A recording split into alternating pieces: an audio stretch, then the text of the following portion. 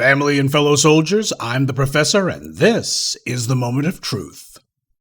About the closest things that white supremacy actually has to principles is moral relativism and situational ethics. And for about the last 24 hours, the racists in Washington have been subjecting us to a grand display of both. Now, before we get to it, allow me to set the table for you.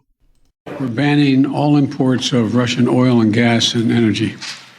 That means Russian oil will no longer be acceptable at U.S. ports, and the American people will deal another powerful blow to Putins War Machine. They say a picture speaks 1,000 words. It's certainly true in this case. Biden says that this would deal another powerful blow to Putin's war machine. You can tell by how he paused before he said that and the look on his wrinkled mug as he's going through this. Even he knows this is a crock. Even he's looking and going, nobody's actually going to fall for this, are they? First of all, Putin and his pals have sanction-proofed their economy. The key word there being their. Putin's position has been fireproofed. He and his buddies, the oligarchs, they've stockpiled money to insulate themselves from whatever the U.S. tries to do against them. So you're not taking any money out of Putin's pockets.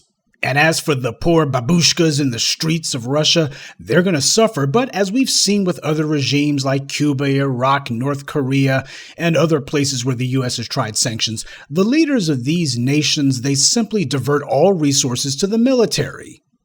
In other words, they make sure that the apparatus that's going to keep the people from toppling them gets all the resources to protect them.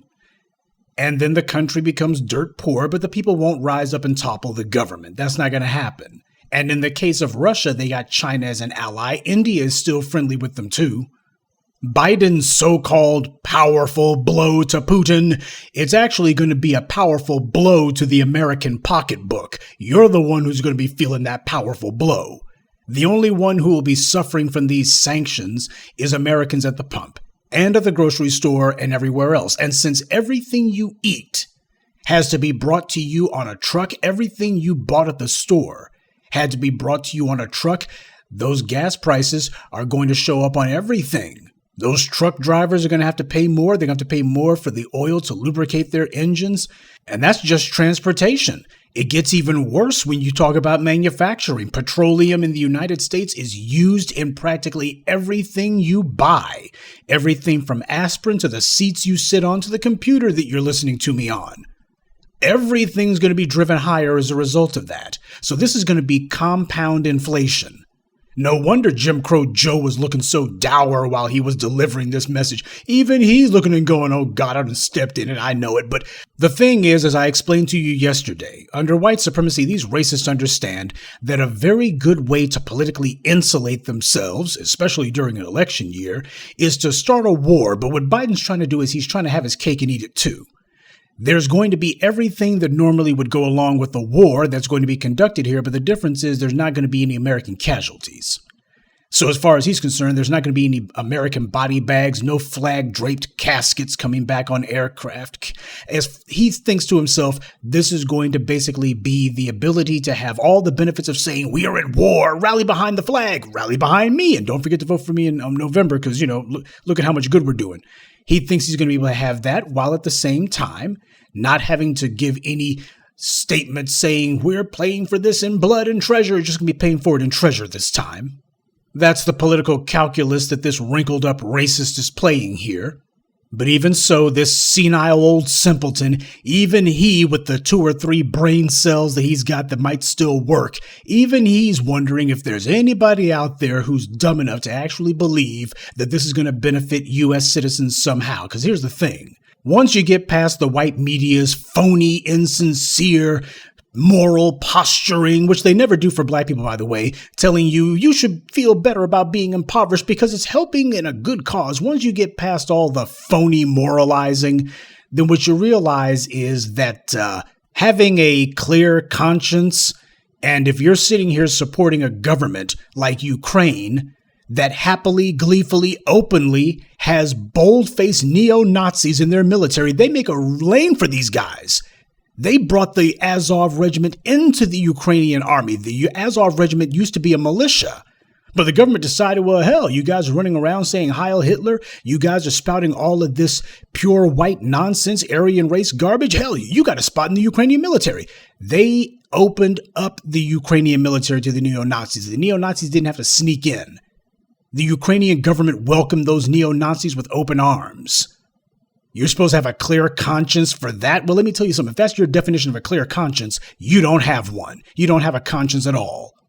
And if that's still not enough for you to understand the common sense of it, let me put it this way. Your clear conscience, it's not going to fill your gas tank, and it won't fill your belly either. Yeah, we stuck it to Putin, but now I can't get to work, and I'm so hungry. Oh, and look, here's one of those volunteers who went to Ukraine a couple of months back. Why is he carrying an AR-15? And why has he got on a Nazi swastika? And why is he looking at me like that? See, I've been following the so-called coverage very closely. And you know the one word that I haven't heard the white media use to describe the oil ban or the consequences they're going to follow? I haven't heard the word controversial. They haven't called it a controversial oil ban. Instead, they're saying it's a bipartisan oil ban. And you know what else I haven't heard the white media say? Detrimental to the economy. It's an election year. We ought to be hearing non-stop pontification and speculation from the white media about, man, you're going to have an oil ban with Russia? You know how that's going to hit people in the pocketbook? Gas prices are going to skyrocket along with food prices and everything else. This is an election year. How is this going to impact the outcome of the election? The election, you see, man, nothing like this has really happened during an election year since 1980 or the 70s. They're not doing that this time. No, there's no talk at all from the white media about the long-term economic effects of this either, that we'll be dealing with the aftershocks of this for years. No talk about how this will cripple the economy. No white media giving us pending horror stories about how people are going to have to make a choice between gas, medicine, or food. Not that they'll be able to afford any of those things, because all of them are going to be impacted by this oil ban. Instead, we're being subjected to an across-the-board feel-good glorification of this by people like the folks over at Nothing But Caucasians. They posted some drivel today, giving tips on how to get more mileage out of the 2 or 3 drops of gas you may or may not be able to get at the gas station. Because the problem is far greater than merely the cost of gas, though that's certainly a big enough crisis right there. It's also because of the supply of oil. You see, this is all happening on a dime at a moment's notice. It's not as if the U.S. has had the chance to stockpile huge reserves of fuel, or as if the U.S. can just, on a dime, say we need to get the oil from somewhere else and have it show up on time without skipping a beat. It's not like there's some huge reserves of fuel just waiting to replace all that Russian crude that Biden is suddenly rejecting. The white media is making it clear that Russia's the bad guy, and the white media narrative is that you shouldn't be resentful of all the hardship you're going to be facing because otherwise you're going to fracture our unity, as Joke Reed said. But the feel-good glorification doesn't merely stop at feel good about what you're losing. It's also a matter of we're going to be getting tough too. The United States brutalized Venezuela, economically and physically. The United States, using the State Department and the CIA, they overthrew the Chavez regime, and they did it so that they could install a Blanco, read white, ruling class back in control of Venezuela, because Chavez made it clear he did not consider himself to be white, and he was going to be putting all that oil money to work for the people of Venezuela, the people who had been left out, the non-whites. You had the oil interest in the U.S. who were saying this guy's got to go. And they overthrew his government, but the people of Venezuela, they rose up, they got Chavez out of that island prison and put him right back in charge again. The U.S. like, oh my God, our little narrative of he's brutalizing the people, we can't be using that anymore. So instead they just said, oh, Chavez and the military, it was the military you see. No, it was the people you see. Since then, they've said that Venezuela is a hopeless dictatorship, completely undemocratic. There's no chance for freedom there. Gee, sounds just like the U.S. now, don't it? And then Hugo Chavez, who had previously been in good health, suddenly, out of the blue, was diagnosed with cancer and was dead a couple of months later. Man, that sure was convenient. You see, when Alexander Litvinenko, when he was poisoned by a radioactive isotope, and that gave him, because that's how it's done. You give somebody instant cancer by exposing them to radioactive material. and he's dying in a British hospital, and he's saying it was Vladimir Putin who did. The white media didn't say, well, buddy, how do we know that you didn't have, it just probably runs in your family, doesn't it? How do we know? They didn't do that. They say, yeah, it was Putin, all right. Hugo Chavez, on the other hand, suddenly gets diagnosed with cancer, and nobody's looking and going, you sure the U.S. didn't come up with this? You sure the U.S. ain't behind it? I'm not saying that's what occurred. I'm just asking why nobody else has thought of that. That's all. After Chavez's very convenient death, Nicolas Maduro became the leader of Venezuela. Now, Chavez made it clear to the people this is the man who needs to lead them, and he chose Nicolas Maduro for one central primary reason. He had confidence that Maduro would not betray the Chavista revolution. In other words, he was not going to betray the people back to the Blanco ruling class again. He wasn't going to go back to the bad old days. The U.S. has tried to get a puppet in there, some guy named Juan Guaido, but that didn't work. The people rejected him and sent him packing. And since then, there have been numerous assassination attempts against Maduro, including a drone with a bomb attached. Gee, sounds exactly what the Dallas PD did with Micah Johnson, now don't it? The U.S. put crushing sanctions on Venezuela, made it very clear, you're sitting on top of the world's largest oil reserve, and we're going to control it, or we're going to crush your economy and your country out of existence. That's what the U.S. has been doing to Venezuela for the last several years. Demonizing Venezuela, demonizing its leader, saying it's a dictatorship, undemocratic, abuses and brutalizes its own people. Yeah, just like the United States, huh? Well, there's no way in hell that the U.S. is going to be doing business with him. Why? We're not going to be propping up a dictator. That's the reason why the U.S. has banned Russian oil. We're not propping up a dictator, even though it took the U.S. until this week to figure out that Vladimir Putin's a bad guy. But now that absent-minded Biden has realized, guys, we cut off that Russian oil. Where are we going to get some oil from now? Now they're trying to make nice with Venezuela. And the white media's spin on this, after everything the U.S. has done, after all the demonization the white media's done, the fact that the U.S. has got its butt in a crack now and doesn't know how the hell they're going to get out of this one, they're going hat in hand begging the very man who they've been trying to assassinate for years now, the very man whose predecessor the U.S. in a violent coup overthrew and tried to overthrow a democratically elected government in Venezuela. Now the U.S. is going down there hat in hand begging for some oil. But that ain't how the white media is portraying it. Nah, they're pathetically, ridiculously trying to make it sound like Venezuela's back is to the wall. The U.S. has got Venezuela in a corner, and the U.S. is spelling out terms. This is how Reuters, which is the wire service, one of the primary ways that a lot of these white media organizations get their news comes from Reuters. They just copy and paste what Reuters says. And here's how Reuters described it.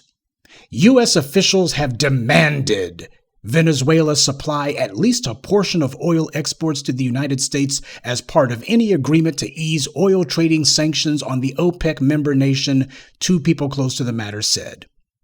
That's how they begin this propaganda piece. They start off with what is a lie. The U.S. is demanding that Venezuela supply them oil. Venezuela ain't got to do nothing. They've been under sanctions for years now. Anything that Biden's doing regarding Russia, it hurts the U.S., ain't going to hurt Venezuela at all. They're sitting on top of oil, and they got people who are willing to buy it. Yeah, the U.S. sanctions hurt them economically, but there's nothing more the U.S. can do to them, short of bombing them or something. So the U.S. is not in a position to demand anything. It's not like the white media is trying to make it sound like Venezuela is sitting there quaking in their boots while the U.S. says, here's how it's going to be. See, this is one of the things that white supremacy has done for the longest time. You can go all the way back to the Romans with this particular propaganda technique. It's the practice of making your victories sound good and making your defeats sound even better. This is the reason why whenever the Romans would have some victory on the battlefield, they would portray it as a glorious act of valor and, we crushed those guys and showed them who's boss and we did it easy. And whenever the Romans lost a battle, why, it was a valiant sacrifice by men who knew that their lives were being given for the greater good. These band of brothers. The Brits did the same thing. The Americans do the same thing. They win a battle and it's just the storyline, the narrative is the triumph of American firepower. They lose a battle and it's the valor of the American soldier. That's what's going on here.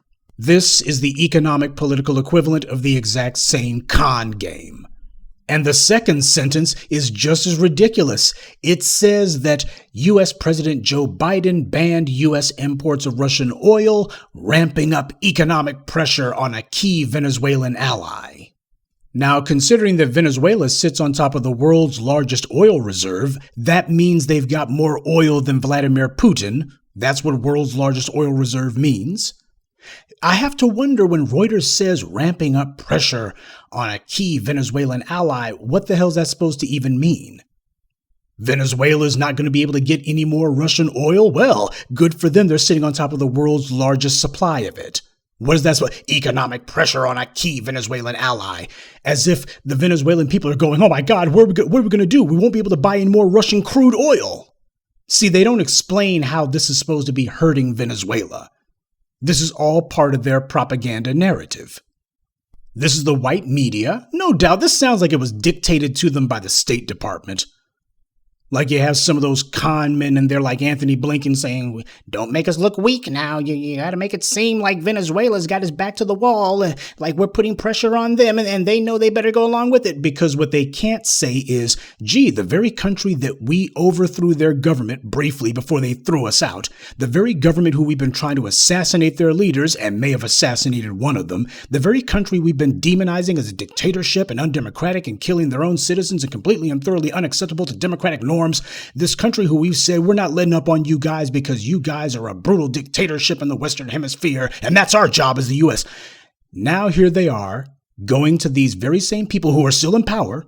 Nicolas Maduro still there, ain't a dang thing changed. The attempt to install a puppet leader failed. The attempts to assassinate Maduro have failed. And now you have members of Congress who are saying we can't do business with Venezuela, and here Biden is saying we got to do business with them.